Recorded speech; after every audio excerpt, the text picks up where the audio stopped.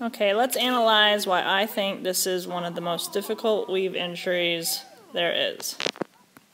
Okay, so what made that difficult?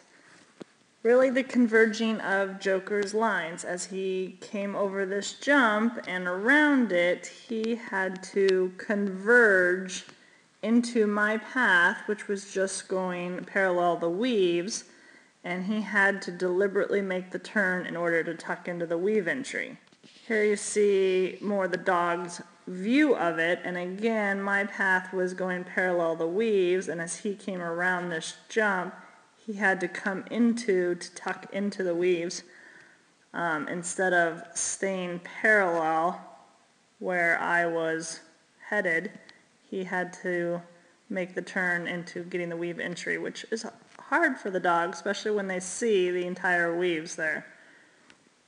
So this is an overview of it, which is really good, showing the parallel lines of how I will be running down this way, and as Joker comes, most dogs want to stick with the parallel line instead of making that converging line back into where they're going. So us as a handler at this point have to decide whether you need a threadle arm or if your dog has independent weave entries and can make that decision on his own to tuck into the weave entry. Not easy. Something to train though. So as he's coming around the jump there, I slowed up, which did help him get that entry because me slowing up causes him to collect and come into me. This entry is way easier because I do a front cross to get us both on the same side of the weave poles, so not a converging line. Alright, here you see the threadle arm there.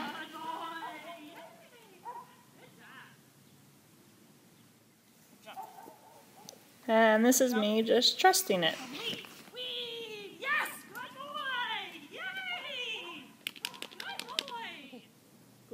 So here with the dog's point of view here, you can see how handler on one side of the weaves and the dog coming from the other side of the weaves does make a difficult weave entry.